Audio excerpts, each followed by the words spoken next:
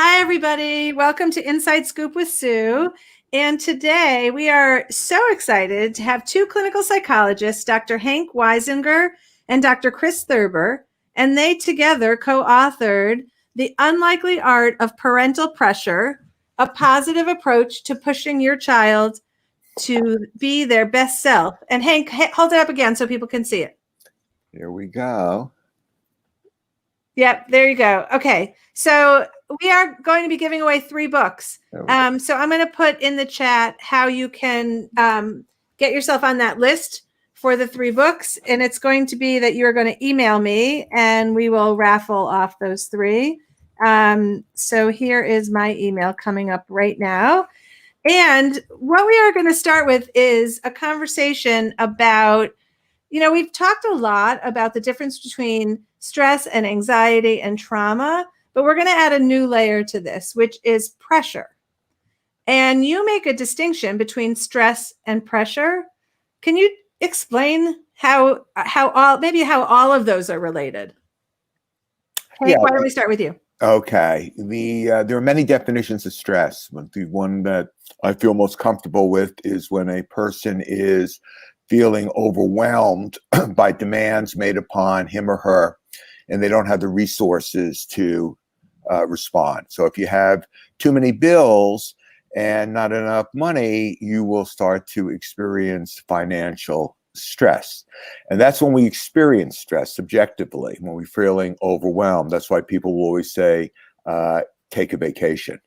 Pressure is different. It's a different psychological construct. And we experience pressure when we are in a situation where the outcome is uncertain, giving a presentation, taking a test, making a sales call, where the outcome is uncertain, yet it is dependent on our response. Just like when a gymnast in the Olympics is up, that is a pressure situation because the outcome is dependent on his or her performance. If you are watching a movie or taking a test and you were guaranteed an A or 100, or you knew the ending, or you're watching a sporting event and your team is losing by 50 points with 3 seconds left, or winning by 50 points and 3 seconds left, you're not sitting on the edge of your seat.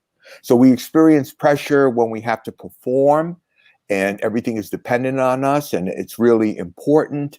We experience stress when we are overwhelmed. There are many ways to reduce stress: delegate, prioritize, blow things off. With pressure, there is only one response, which is successful at the task. I would always ask people, do you want to be married to stress or pressure? If you're married to stress, it's do this, do this, do this. And after you do this, do this. If you are married to pressure, it'll be the same thing, but with the added tagline, you better not fail. Oh, what a distinction. Okay. Well, I heard you speak.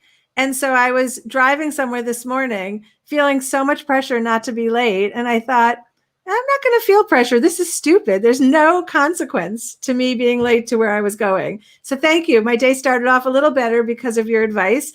Chris, do you have anything to add to that?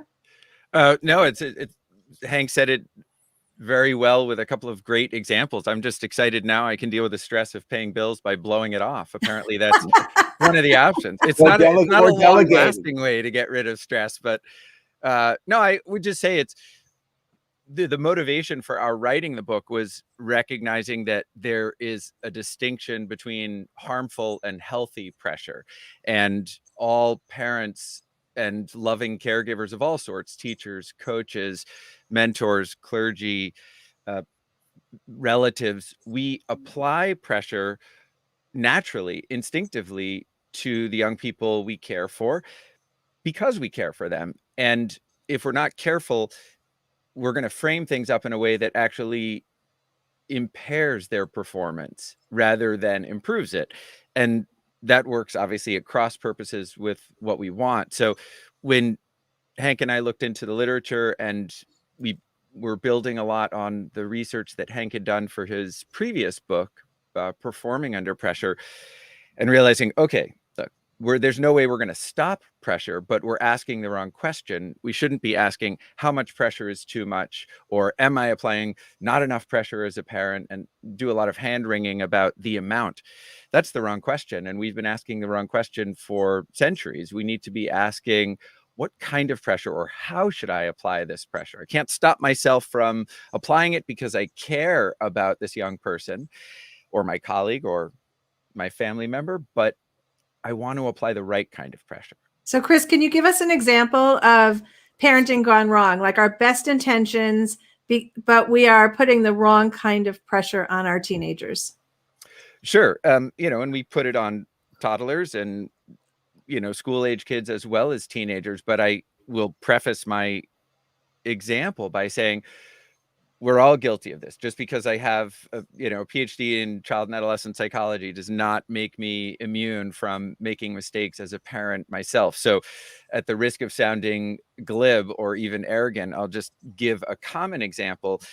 When we frame the outcome as very narrow and very high stakes, that's a misstep. That's a harmful kind of pressure. So if a parent were to say to their child, look, this is a championship game, and this is your one chance in front of all of these recruiters to really shine and make an impression if you want to make the travel team and get into a good school and have some kind of a decent life, Whoa. Right.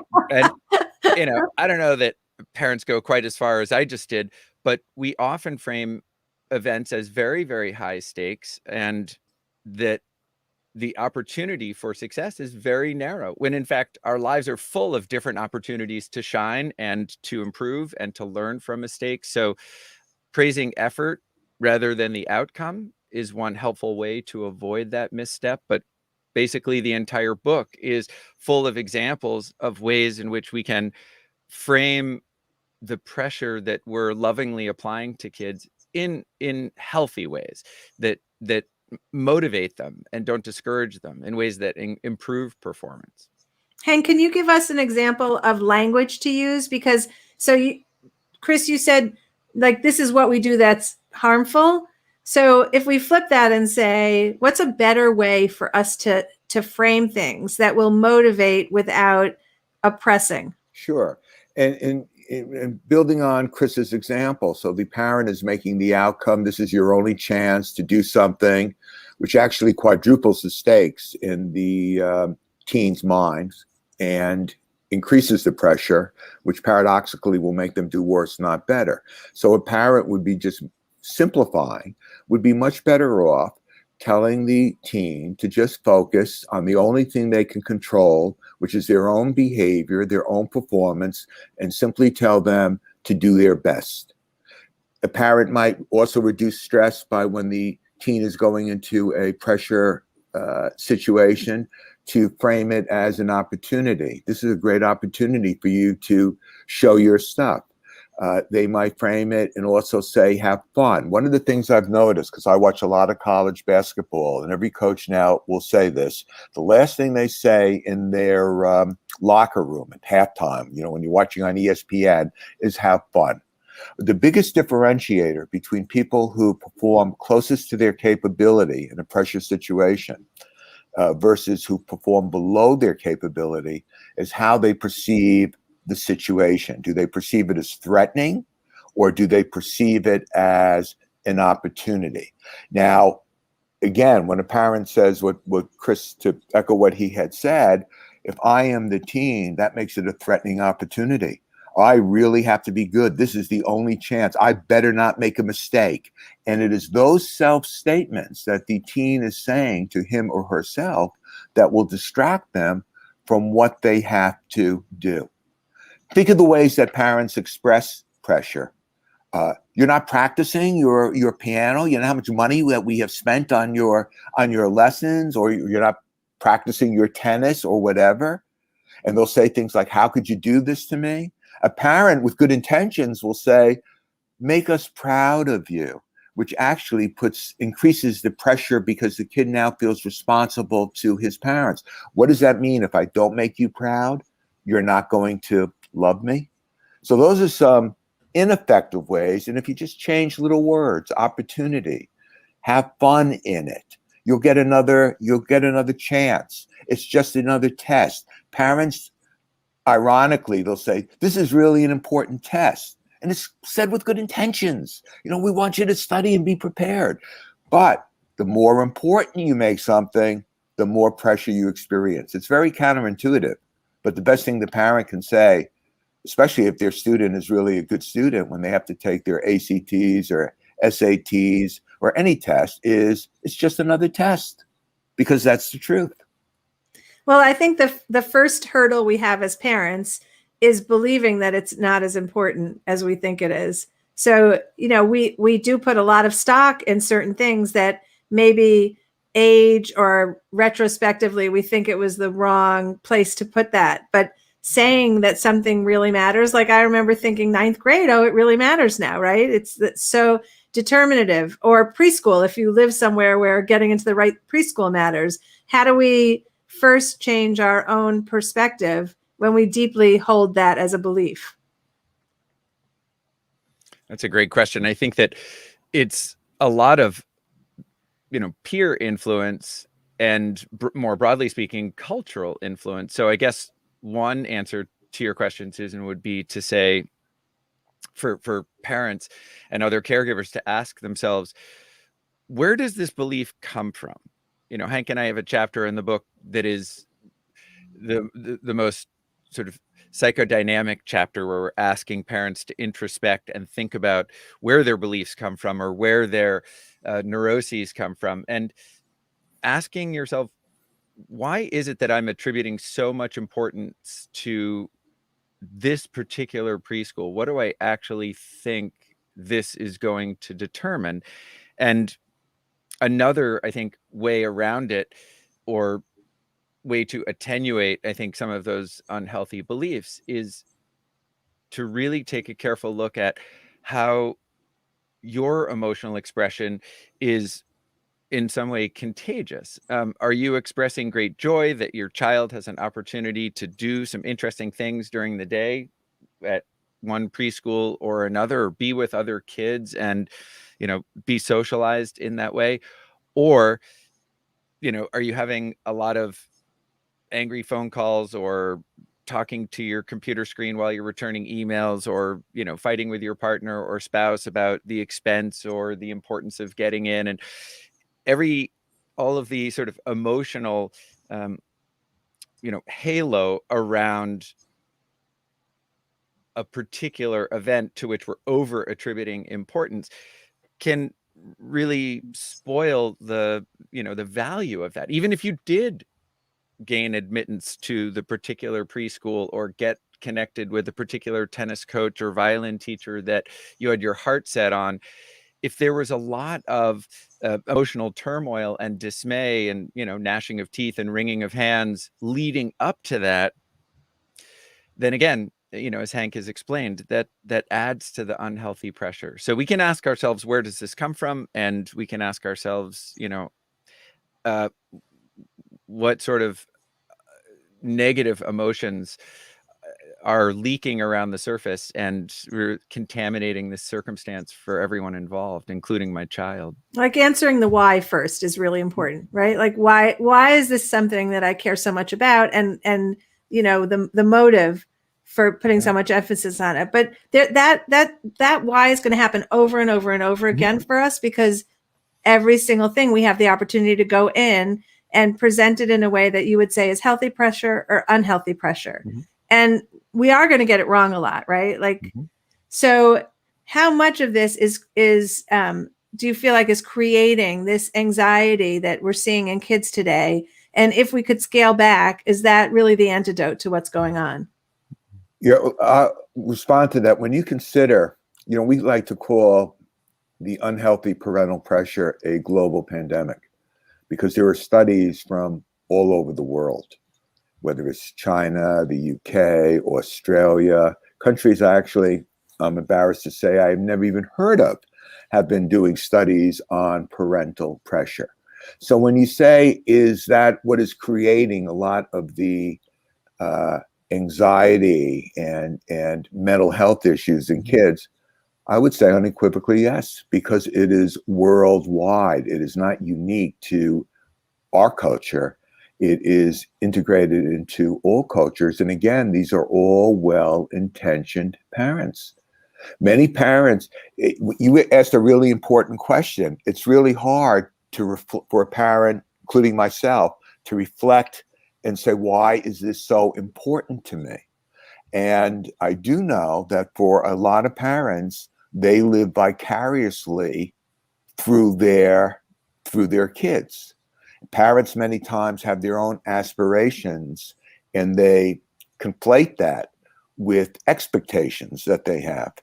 And that to me always turns into unhealthy pressure, because it becomes more about the parent than it is about the kid.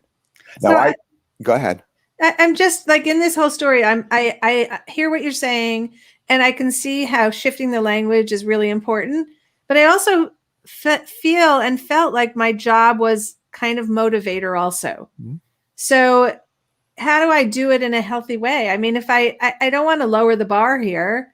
I want to keep having high expectations for my child, but I want to say it in a way that doesn't make them feel like my love is dependent on that. Like, what's the story?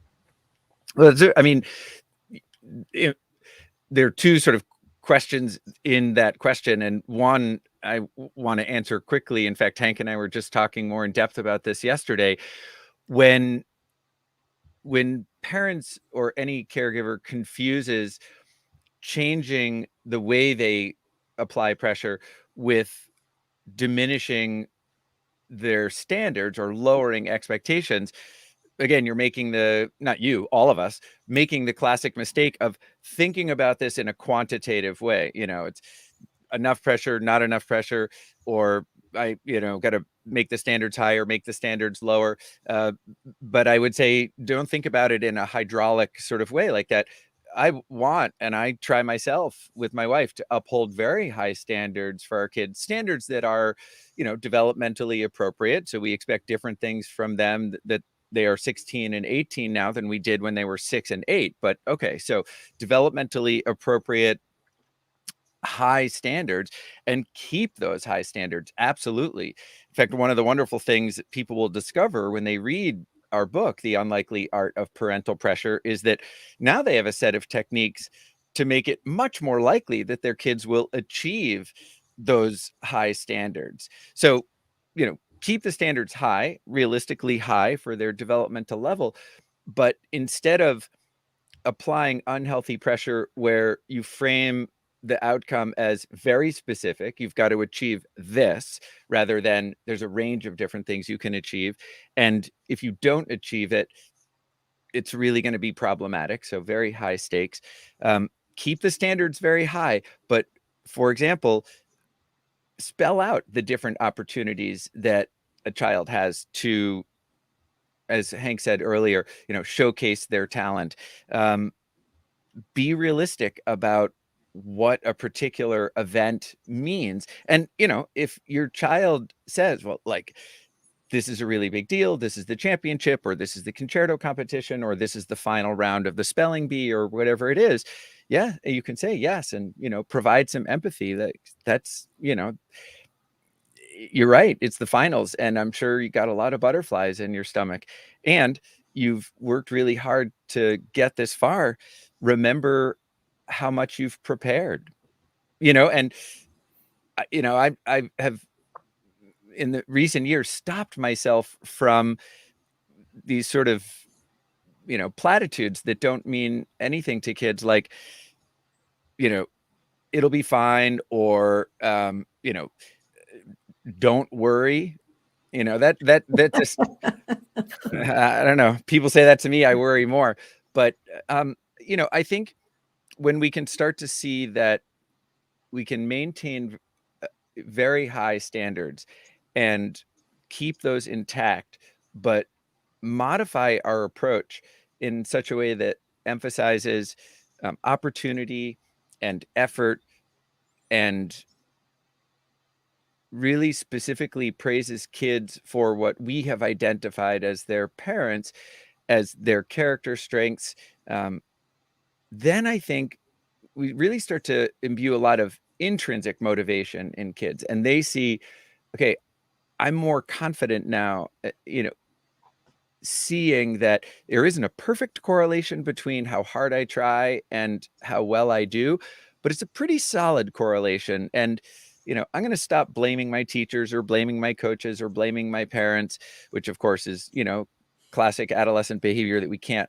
totally avoid. But I'm going to, people have identified in me the things that are strengths, not skills. Like you can play the piano really well, but character strengths like perseverance, right? Because if loving caregivers can identify those, then we really help kids make progress. Yeah. And let me also, it's such a little, it's a little paradigm shift, but it's a big one, because I can really, as you're talking, I can feel how I would receive that differently than go get it. You've got this game, right? Well, I don't have any control. The other person might have a better day than I did, but I can prepare, I can practice, I can have perseverance. So that resonates with me a lot. That's great. And I'll say one other thing in regard to that before Hank makes his comment, and that is, when Hank and I first met 4 or 5 years ago and started talking about his research on pressure and performing under pressure, I realized, oh gosh, I think that I'm rewarding the wrong thing here. I'll give you a concrete example. Both of my boys play the violin. We would do some very traditional sorts of things, like their final performance of the year, or let's say after a solo recital, regardless of how they did, give them a bouquet of flowers. That's yes, culturally, normative, but also something that we really liked to do. And I thought, but we're giving it at the wrong time, right? They take a bow, you walk up, you give the flowers. No. We changed when we gave our kids their bouquet of flowers, and it was before the performance. So, they're in the green room, they're warming up. Here's your bouquet, because it took so much time and effort to get to this moment, right? And now I want you to go out there and have fun, make these people smile, have a blast yourself. But like, I'm more wanting to reward the perseverance and, the commitment, as you said, small shift. Like here, I'm giving this bouquet of flowers 35 minutes earlier than I otherwise would have. What the heck is the difference? Well, big, huge. Yeah. So that's like teary, great story for me. Like that is so moving. Just that little shift. I love that. Okay, Hank, your turn. First, I want to spell out why that's effective, because it takes it when you give it after the performance, it's almost like a conditional, rather than saying this is because we love you and we are proud of you, and from here on, what you do out on that stage is really irrelevant to what you have accomplished. Yeah. And on a specific, one of the terms that we came up with is what we call pressure parents, who have a tendency, even with good intentions, and many times inadvertently, they will apply pressure unhealthy way by the way they communicate. And one of the differences we've seen between what we'll call support parents and pressure parents is around the everyday skill of giving criticism. And very quickly, what we found is that pressure parents, when they criticize, are pointing out flaws. You did this wrong. It tends to have a negative tone, both in terms of their affect. They're usually not saying it in a happy voice, and it's pointing out the negative. While pressure parents will tend to use criticism to instruct, they're thinking, how can I say this in a way that's going to help my son or daughter improve and do better? They don't need to say what they are doing wrong, because that is not the goal of criticism. The goal of criticism is to show, in this instance, how to do something better. So and parents should always think strategically whenever they're going to criticize their son or daughter, whatever it's going to be, whether it's about their homework, how they're treating their parents, chores around the house, always be thinking, how can I communicate this so they will be receptive to it?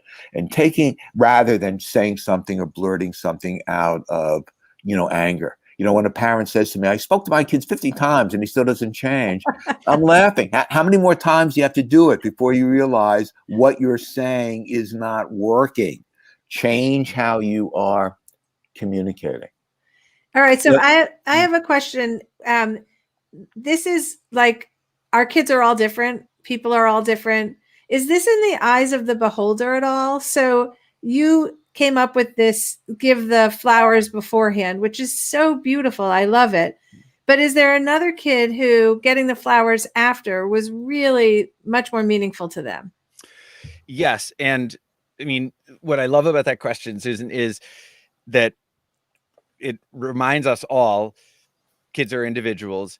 And most importantly, and Hank and I have a whole chapter in the book about this, it is the child's perspective that matters when we're characterizing whether something truly is harmful pressure or healthy pressure. We do lots of strategizing as adults, but you know, 1 out of 10 times, or maybe 2 out of 10 times, we're gonna miss the bullseye. And there's no substitute for asking your child, you know, how did that land, or how did that feel? And you know, if they're 4 or 5 or 6, maybe you're just reading body language, or trying to give them some words, or ask them some, you know, really pointed questions. But as they become older and more sophisticated and have a bigger vocabulary, then you can ask them those open-ended questions like, how did that feel, or how did that land? Or, you know, now that you've, I guess, gotten flowers from me and mama before your performance and after, does it feel different? Do you have, you know, like, we had a rationale for that, but how did it feel to you? Right. And sometimes, you know, I can imagine kids saying, look, I understand that in this family, you know, we value, you know, hard work. And you know as well as I do that it's been a lot of practice to get to this moment. I can't enjoy the flowers until after the performance because I'm really needing to focus on, you know, the order of pieces and just sort of be in the zone without any distractions. So, you know, after is just fine because I know that you do, you know, appreciate and understand how hard I've worked. Well, more important than their answer is the fact that you didn't have to guess. You don't have to keep guessing, Exactly. right? Like, you could actually just go to the source and say, what do you think about that? Yeah, and I think we hesitate to do that as parents because we're sometimes worried that the answer will be, or we're always worried that the answer will sometimes be, it didn't feel good. Yeah. But gosh, if you want to, you know, improve your relationship with your kids, which I think, you know, we all do, then ask. And sometimes you won't get an answer that makes you happy at first, but it's always going to make you happy later because you will have, as you said, Susan, you will have processed it and had that conversation, much better understanding of, you know, the unique characteristics of your kid and how they interact. Well, so Hank, I want to ask you this because I think that it's a little unrelated to the conversation, but I think we're sold this idea that guessing what someone wants is the best show of love. Like, if you can nail the present, if you can give the flowers at the right time, boy, have you really love me. But I don't think that's realistic. Well, I don't know how realistic it is, but when the person who does that it's like intuition, is really not guessing. They've heard cues. When a son or daughter says for 3 weeks, this is what I really want, this is what I want, the parent is not guessing. They are listening. And one of the points that Chris made that is really important is when you ask the kid, well, how did that feel, and so on. And he said parents don't ask that because many times they're afraid that it will get a negative response. That is so true. And many parents, as pressure parents, will get defensive, or they'll say, you shouldn't feel that way, which is really invalidating the teen's feeling. And we would recommend that it's better to acknowledge how they feel, and then you can start to work with it and ask more questions. You know, pressure parents will use questions to interrogate, to gather facts. What did you do today? What's your homework? What did your teacher say? It's like an interrogation. And support parents, we found, will use questions to get the kid to articulate their thoughts and feelings. As Chris said, how did you feel about that? That is a very different type of way of using a question. Turn a question mark on its side and it's a hook. Many parents will use questions as a hook to bait their kids. Why didn't you do this? Oh, I didn't have time. I told you to do it as soon as you came home from school. Why are you even asking the question? Because many parents already have the answers that they want to hear. Okay, last question. So we are all worried about the rise in anxiety and depression. You have spent a lot of time thinking about this. Can you each give us one thing that you think a parent right now could take with them and make a big impact for this one change? So Hank, let's start with you. I would say it was to reiterate a point that we discussed earlier, that parents should step back and reflect on the expectations they set, asking themselves, are my expectations taking into account my child's needs, abilities, capabilities, or are these the same expectations that my parents gave me that I'm laying on my kid? Is it important for me to be able to say my kid goes to an Ivy League school, even if my son or daughter really doesn't show an interest in going to an Ivy League school? So reflecting on, for the parent to reflect on what they bring to the parent-child reaction, I think can help a lot of parents. That's great. Thanks. Chris? I would say for my one tip, I think one of my favorite chapters in the book is called Cracking Kids' Secret Code. And the thesis is lead with empathy. When your kid comes to you and they're expressing some kind of distress, oh my gosh, I have this and I have that, and I don't have time, or, my significant other broke up with me over Snapchat or whatever it is, we have an instinct as parents to lead with a solution. Like, oh, well, then you should just block them on Snapchat, or, oh, you're upset because you didn't do well. Well, you should study more this time. Or, first of all, 99 times out of 100, your kid knows what the solution is. So, but they're also too upset to have a conversation about what they're going to do the next time or about some kind of solution. So lead with empathy, right? If you start to offer a solution, bite your tongue and instead try to make one statement that has an adjective that describes what you believe to be their feelings or their thoughts. Like, wow, you seem really disappointed, or I can only imagine how upsetting that is, or wow, that's the most unpleasant surprise you've had in months, I'm sure, right? And then remember that the power of empathy is in the pause afterwards. Don't contaminate it with a solution. Just let that empathic statement sink in.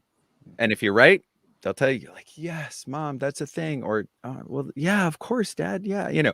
And now, they're coming down out of the rafters and will want to have a, productive conversation with you. Lead with empathy. Okay, Hank and Chris, this was such a lovely half hour with you with such really good advice. Thank you so much. And for people who are listening, I put email editor@yourteenmag.com if you would like to be in the raffle for the 3 books we're going to give away. Thank you both for being on today.